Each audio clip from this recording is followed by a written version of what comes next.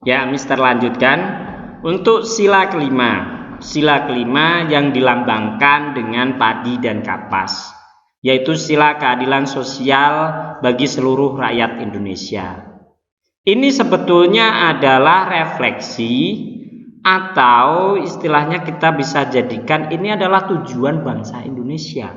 Refleksi dari Undang-Undang Dasar atau refleksi dari tujuan Undang-Undang Dasar 1945 ada di sila kelima, yaitu sila keadilan sosial bagi seluruh rakyat Indonesia, di mana di sini dilambangkan dengan gambar padi dan kapas. Artinya ini adalah kesejahteraan, di mana bangsa Indonesia diharapkan nantinya rakyatnya akan sejahtera, akan adil. Nah, kesejahteraannya akan dirasakan secara adil oleh bangsa Indonesia. Dan di sini ada makna yang lebih dalam lagi, yaitu nilai kegotong royongan. Karena adilnya dirasakan seluruh bangsa Indonesia bersama-sama, artinya nilai gotong royong di sini ada di dalamnya. Selanjutnya, Mister akan lanjutkan untuk slide berikutnya ya. Mengenal arti lambang burung Garuda. Nah, tadi sudah Mister sempat di awal, kalau di dalam lambang burung Garuda itu terdapat makna-maknanya. Di sini kalian bisa lihat ada 45 bulu leher, 45 bulu leher itu menandakan tahun 17, helai bulu pada sayap itu menandakan tanggal 19, pangkal ekor itu menandakan bahwa itu adalah tahunnya juga yang melengkapi 45 yang bulu leher itu. Kemudian 8 bulu pangkal ekor itu juga menggambarkan bulan kemerdekaan bangsa Indonesia. Kemudian di dalamnya ada perisai. Perisai itu berisi Pancasila yang masing-masing berbunyi: 1. Bintang, ketuhanan yang Maha Esa. 2. Rantai emas, kemanusiaan yang adil dan beradab. 3. Pohon beringin, persatuan Indonesia. Yang keempat, kepala banteng, kerakyatan yang dipimpin oleh hikmat kebijaksanaan dalam permusyawaratan perwakilan. Yang kelima, keadilan sosial bagi seluruh rakyat Indonesia yang dilambangkan dengan padi dan kapas. Nah, kita lanjut. Nah, nilai-nilai yang terkandung dalam sila ke-1 Pancasila. Pada sila pertama yang berbunyi dengan ketuhanan yang Maha Esa, nilai-nilai yang terkandung adalah 1. Adanya kepercayaan akan adanya Tuhan yang Maha Esa, serta menjalankan perintah dan menjauhi larangannya sesuai dengan kepercayaan masing-masing. Ini unsur kepercayaan agama, kalau bahasa kita mah agama. Jadi orang itu diberikan kebebasan dalam beragama, menentukan pilihan agamanya masing-masing, menjalankan ibadah sesuai dengan ketentuan agamanya masing-masing, dan tidak ada yang boleh mengganggu orang lain untuk dalam beribadah atau dalam beragama. Itu adalah hak dasar manusia atau dijamin dalam hak asasi manusia. Kemudian selain itu ada saling menghormati pemeluk agama lain, memiliki toleransi antar umat beragama, tidak memaksakan kehendak antar umat beragama, tidak mencemooh atau mengejek kepercayaan orang lain. Itu nilai-nilai yang terkandung dalam sila pertama. Berikutnya, nilai yang terkandung dalam sila kedua Pancasila. Sila kedua berbunyi kemanusiaan yang adil dan beradab, memiliki nilai-nilai yang terkandung sebagai berikut. Semua rakyat Indonesia memiliki hak yang sama di mata hukum, agama, masyarakat, dan lainnya. Tidak ada perbedaan antara ras satu dengan yang lainnya antar sesama rakyat Indonesia. Sikap tenggang rasa dan saling tolong-menolong harus diutamakan.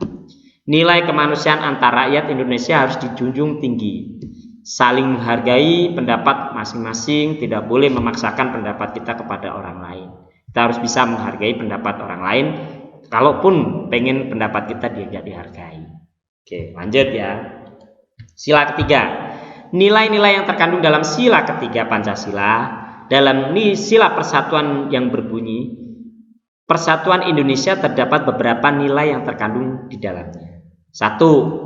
Menggunakan bahasa persatuan Indonesia, yang awalnya menggunakan antar daerah, itu menggunakan daerah masing-masing. Tapi kalau sudah menjadi kita keluar daerah kita, misalkan kita wajib menggunakan bahasa Indonesia supaya bisa dipahami. Contoh, Mister kasih contoh, orang Padang pergi ke Pulau Jawa.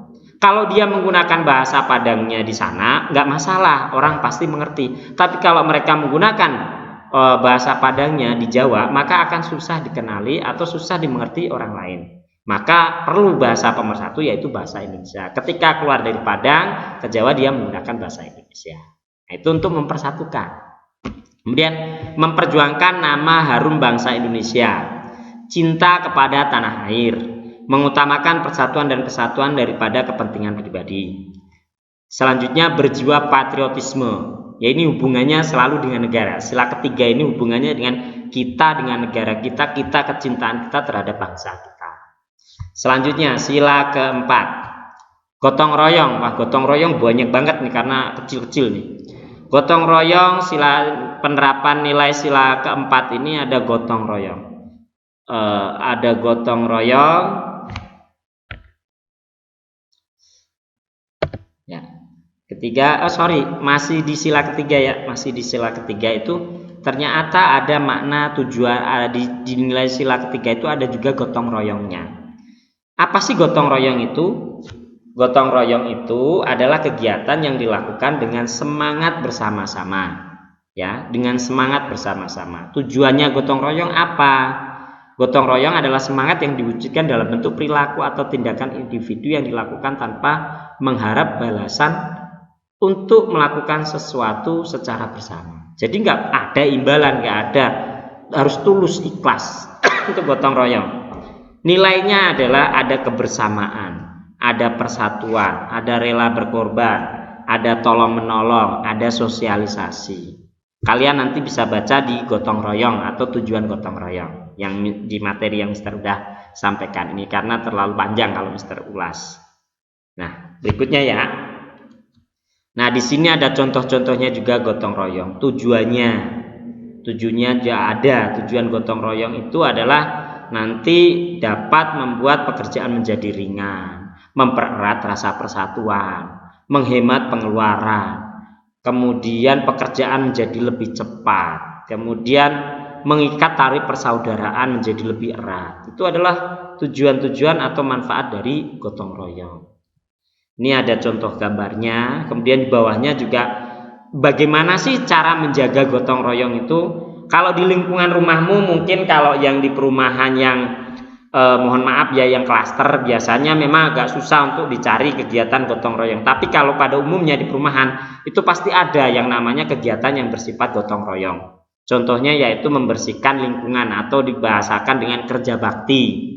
Kerja bakti itu adalah salah satu contoh kegiatan gotong royong yang dilakukan di lingkungan masyarakat. Dan juga adanya ronda atau ronda malam, nah, pos kampling. Itu adalah salah satu bentuk gotong royong yang dilakukan masyarakat. Nah, di era modern sekarang ini sebetulnya gotong royong itu sudah sangat luas, tidak terbentur pada kegiatan-kegiatan yang skala kecil.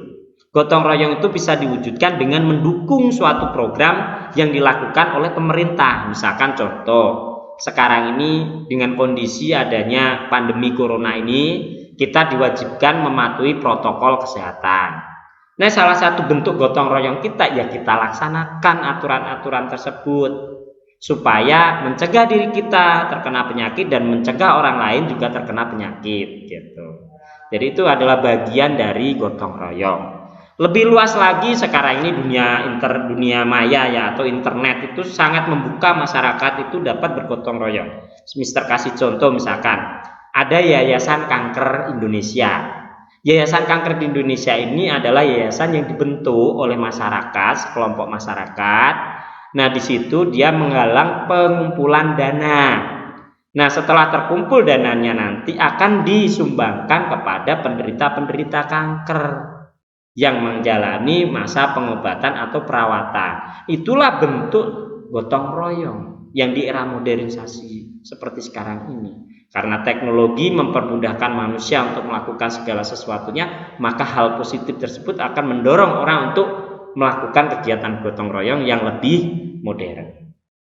Selanjutnya ya, musyawarah